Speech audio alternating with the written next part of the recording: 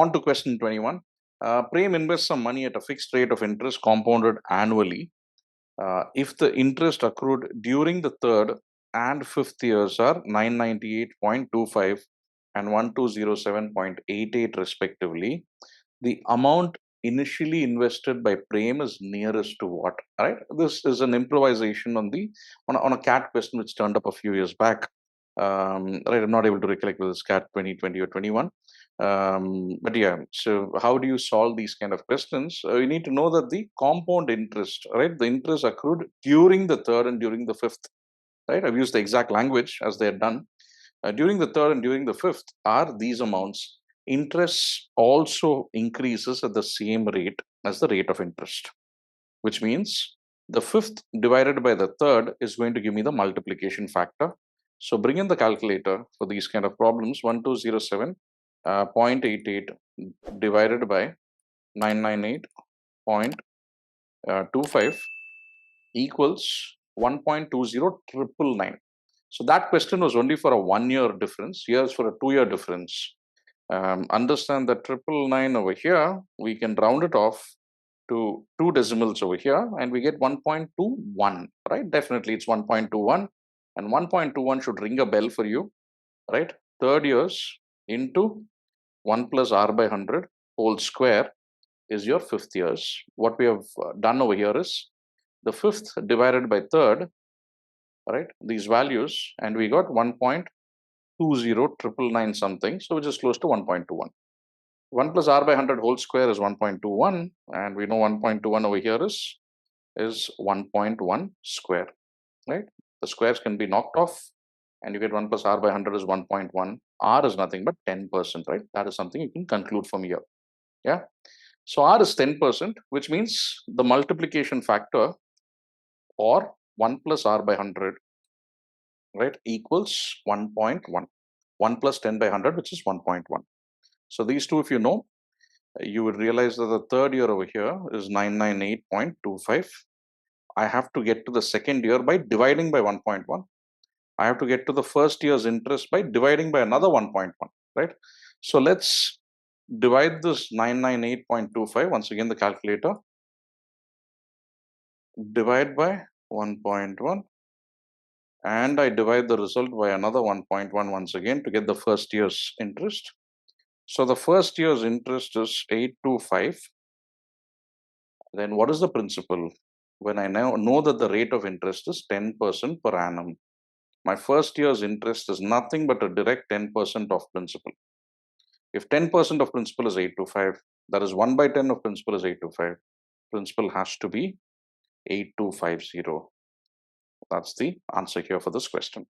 On to question 22. A bank accepts a deposit of rupees 2 lakh, paying a certain interest per annum.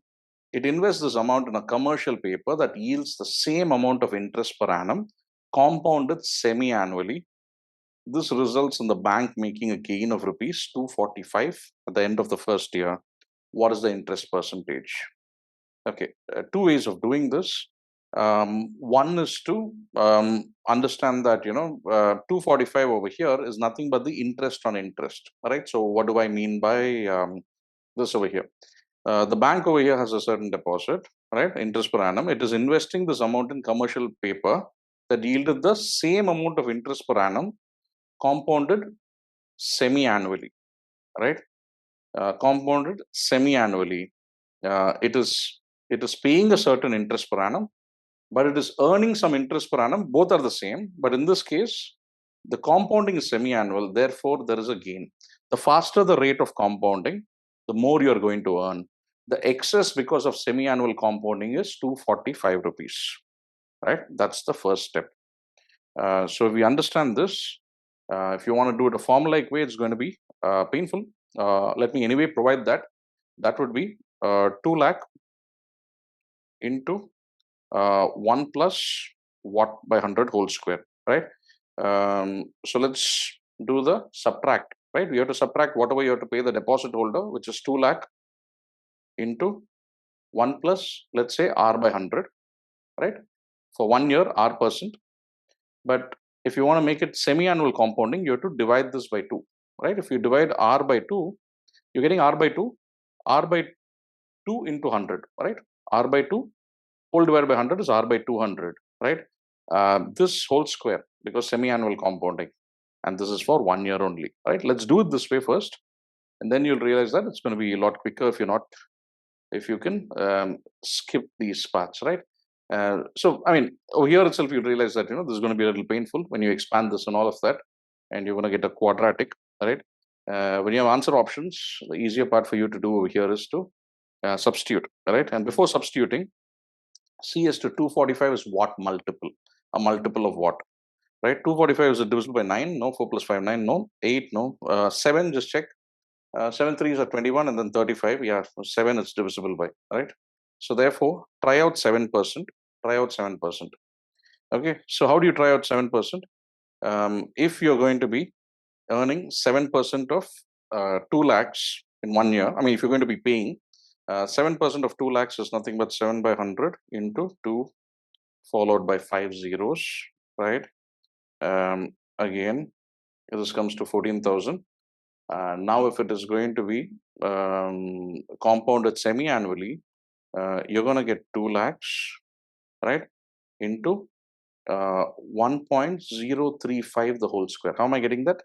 7% for a full year is 3.5% per semi-annum. Half of that, 3.5% per semi-annum, right? So if you want to do it, you can do the 1 plus 3.5 by 100. When you divide this, you're going to get 0.035. You could just see if, I mean, these are the areas where you can get a little quick if you're practiced enough, right? Whole square, see as to what you're getting over here. Bring in, right? 2 lakhs, or rather, we can come to that later. 1.035 into another 1.035, right? You don't have these in the cat. You get this into 2 lakhs, right? And it comes to 214,245. This is coming to 214,245.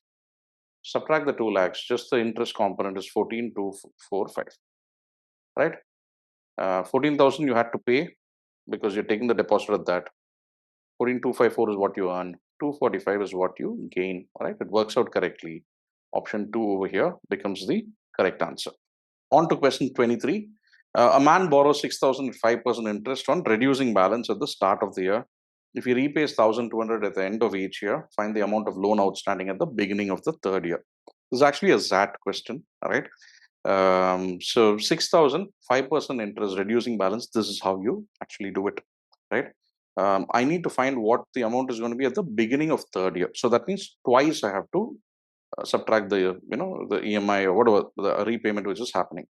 Now 6,000, this is at the beginning of the first year, right? At the end of first year, I have to charge interest, right? On this, on 6,000, 5% or 1 by 20 is going to come to 300, right? I'm not doing those calculations. Just do 10% of 6,600, half of that, 5%, yeah? 300 over here. Amount becomes 6,300. But you also have a repayment happening of 1,200, right? A repays 1,200 at the end of each year, right? In fact, we can just end of first year, you have an interest and a minus 1,000, 1,200, right? Just write that clearly. 6,300 minus 1,200 comes to 5,100, right? And that's at the beginning of second year. Yeah, that's the amount outstanding. Now on this, again, there's at the end of second year, there's an interest which comes up, right? The balance, you have to repay more. 5% of this, 5 by 100 into this, 5 into 51, 255. But a repayment happens for 1,200. 5,100 minus 1,200, that's 3,900. Plus this is a 4,155. That's the amount outstanding at the beginning of third year, right? Which is what is asked over here. You can just mark option 3 over here and keep moving. On to question 24. Simple interest of rupees 9,000 accrues over 2 years on a deposit. Straight away, you should know it's 4,500 per year, right? Simple interest, every year is the same. 2 years is 9,000, each year is 4,500. If the interest would have been compounded annually, the interest accrued would have been 750 more. Boom. So this is like a SI, CI, right? 2 years, year 1, year 2, 4,500, 4,500, 4,500 over here. But what's happening? Interest accrued would have been 750 more, right? Again, SI and CI, I've just directly written it. We've covered this in the concepts in the lessons, right? First year is going to be the same. Simple interest and compound interest is going to be the same. Second year is where you have interest on interest. And compound interest, annual compound interest is going to grow at the rate of interest. 750 more, right? It's 4,500 plus 750. That's the reason why it's totally 750 more. The increased portion of 750 divided by the previous balance is going to give us the growth rate, which is nothing but the rate of interest, right? That's the concept that you should know, right? So 750 divided by the previous year's interest into 100%, right? Knock off the two zeros, divide by 15, and you get a 50 by 3 percentage. 50 by 3 is 16, 2 by 3%, 16.67%. That's nothing but, that's actually 1/6 as a fraction, right? Percentage I'm getting rid of. You should be comfortable with this. Percentage to fraction, 1/6. 1/6 is the interest. Okay, what's the question here? What would, after 3 years, what would be the total deposit? That is the amount. Okay, 1/6. Simple interest, 4,500 is 1/6 of principal. Rate is 1/6, right? 4,500 is 1/6 of principal. 1 by 6 into P, right? Then P is going to be 6 into this. 6 into 45 is 270. Use the calculator if you wish, right? 27,000 is the principal over here. Now 27,000, just keep increasing it by 1/6 for how many years? After 3 years. So 27,000 into 1 plus 1 by 6, or 1 plus 16 2 by 3 whole divided by 100 and all, you're going to eventually get this whole cube. 1 plus 1 by 6 is 7 by 6. So 27,000 into 7 by 6 into 7 by 6 into 7 by 6. I see a 3 cube here, 3 into 3 into 3, right? You divide here, you get 1,000. 2 into 2 into 2, that's 1,000 by 8 is 125, or you can just use a calculator. 125 into 7 cube is a 343. I think at this stage you can use a calculator. 125 into 343, and you get a 42,875. So that's option 1 over here. On to question 25. A, B, and G invest money in the ratio 3:4:5 in fixed deposits, having respective annual interest rates in the ratio 6:5:4. Right? This is a CAT question. And the amount invested are these. So these are the principal ratio, and this is the ratio of the rate of interest. What is the total interest income after a year if Bina's interest income exceeds Amla by rupees 250? This after a year is just given in a slightly small way, which means number of years is 1, right? 1 years only. So each year, the rate of interest is P into R by 100, right? What we have covered in the lessons, a straightforward concept, right? So P here and R here, we have the ratios given for A, B, and G. If this is 3:4:5 and 6:5:4, we can directly multiply ratios. If we are told the interest over here is nothing but PR, right? PR by 100, doesn't matter. The constant doesn't matter in a ratio. So when it's directly a multiple of these two, right? We have to multiply these two. You can directly multiply the respective parts. You get 18 is to 20 is to 20, divide by 2. 9 is to 10 is to 10. And what we are told is Bina's interest income exceeds Amla by 250. Bina is exceeding Amla, B minus A. In terms of parts, 10 minus 9 is 1 part. And in actual terms, if we are told that 1 part is 250, what we are asked is the total interest income. So total interest income is total number of parts in the ratio is 9 plus 10 plus 10, that's 29 parts. If 1 part is 250, 29 parts is 29 into 250. 250 into 30 comes to 7,500 minus a 250, 7,250. Option 2, or you can use a calculator over here to multiply. On to question 26. Suresh and Ramesh joined a company in 2 different positions, and their starting salaries were in the ratio 5:8. Suresh and Ramesh received a 20% and 30% increment respectively after the first year. Okay, so it was 5 is to 8, S and R, and they received 20 and 30% increment after the first year. What is the ratio of the salaries now? I mean, take anything 500 and 800, extra 20%, extra one fifth you add to this, it becomes 600, and 30% more than this, 30% of this is 240. You add to this and you get 1040, and knock off a 0 and divide by 4, 15 is to 26, right? So option 4 over here becomes the answer, right? Straightforward, simple question. No big logic or anything required over here. Just assume values and finish it off because everything is given to you in relative terms. On to question 27. The managers of 5 factories of Liverpool washing machines A, B, C, D, and E, okay, these 5, compare their production and find out that it is in the ratio 1 is to 2 is to 3 is to 4 is to 5 respectively. The next month it was in a different ratio, okay. If E's factory, the last person, has manufactured the same quantity of machines in each of the months. So the 5 parts here is the same as 6 parts here, and it is 90 it is given us. How many more machines did C's and D's factories manufacture as compared to those of A and B? Okay. Over the 2 months, that is both months put together, right? Over the 2 months, across the 2 months, okay. So the first can be taken as if this is x, 2x, 3x, 4x, 5x. The way I would do it is I just write 5x equals 90, so x equals 18, and 6y over here is 90, so y is 15. Okay, so now that I know these two, I want to know C and D over A and B. So 3 plus 4 minus 3, that's going to be 4x, and 5 plus 4 minus 5, that's again 4y. 4x plus 4y, I'll do 4 into x plus y, 4 into 33, and marker 132. But that is without giving you too much of explanation.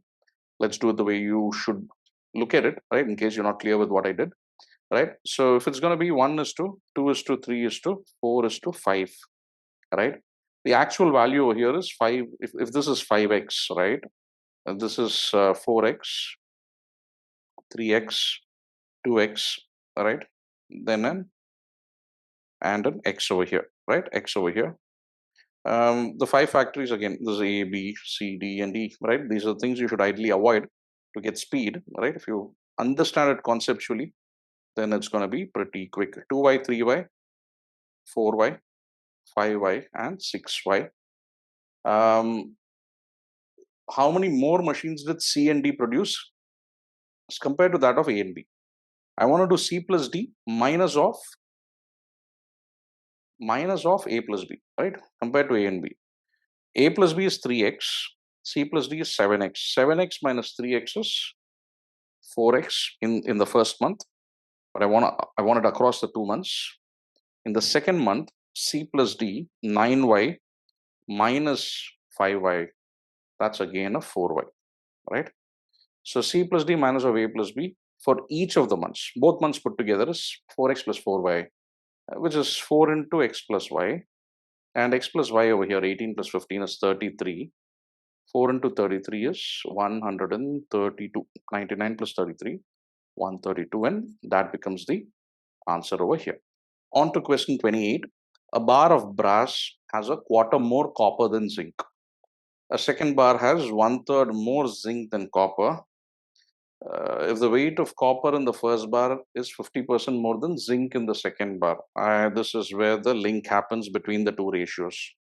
Okay, go in for the ratios. Bar of brass, second bar, okay. Bar 1, and you have a bar, I'll leave some space, I don't know what I'm going to do.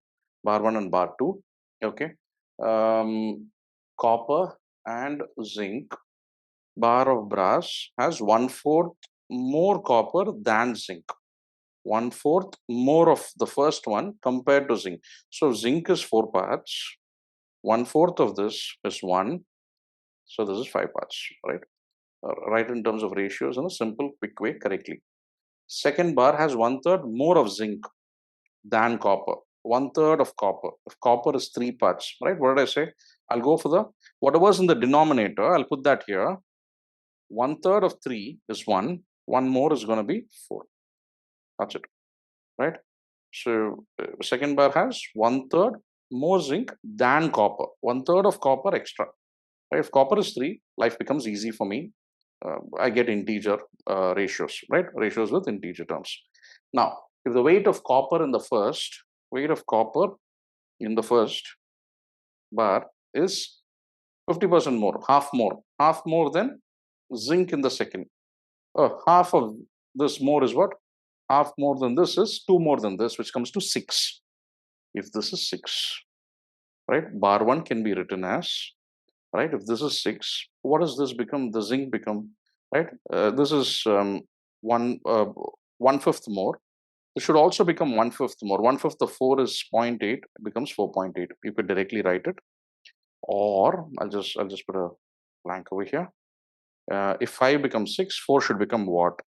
Product of the known diagonal divided by opposite value, which I've taught you. 6 into 4 divided by 5, 24 by 5, and you once again get your 4.8. So if you write the bar 1 as 6 is to 4.8, now it is comparable, right? Now it is comparable because zinc in bar 2, you add 50% to that, you get copper in bar 1, which is what is given to you. Copper in bar 1 is 50% more than zinc in bar 2. Right? We're just writing it in ways, the definition which is given to us. Now everything is linked up. What is the ratio of the weights of the first bar and the second bar? The total weight, right? Total over here. Total is 7 parts, 3 plus 4, 7. Total of bar 1 is 6 plus 4, 10.8, right? The ratio over here is 10.8 is to 7, 108 is to 70, divide by 2, you get a 35 and a 54. That's the answer, option 3 over here. Over to question 29. Two natural numbers given to John are in the ratio 3 is to 4. So we can take it as 3a and 4a. John squares the first number. That comes to 9a square. He then multiplies the second number by 3 and adds 12 to it. And then we are given a ratio. So if he multiplies the second number, 3 into 4, that was correct, right? So 12a plus adding a 12 to it. I don't think, there's no mistake here. 3 into 4a, yeah. So 12a plus 12 is coming to, observes the new ratio to be 27 by 16. Okay. Yeah.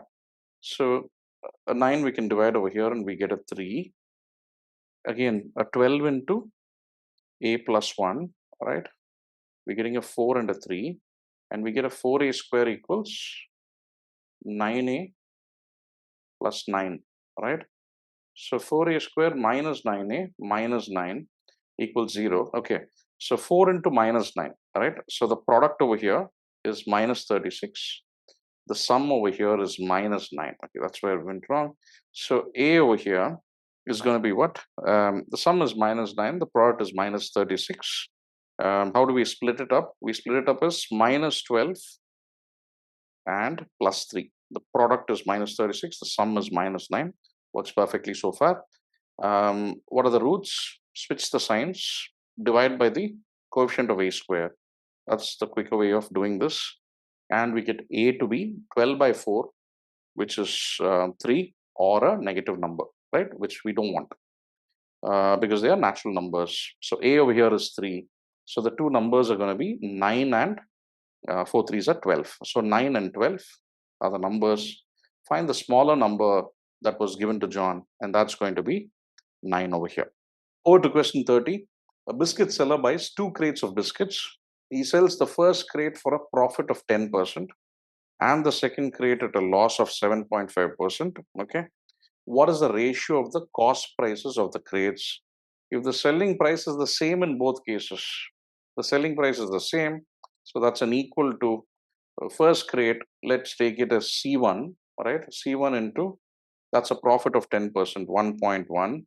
The second one is a loss, C2 into 1 minus 7.5 by 100. If you can simplify it quickly, 925, right? That will help you. 1 minus 7.5 by 100, 1 minus 0.075, that will come to this. C1 by C2 is what we have to find. The selling price is the same in both cases. 0.925 by 1.1, 11 multiple here, 44 is there. If you don't have too much time at the exam, just mark this. If you do have time at the exam, we'll just write it as 925 by 1100 and then divide by 25. That's a 44. Divide by 25, 36 plus 1, right? 37. And you'd get a 37 is to 44. You can use a calculator as well for this.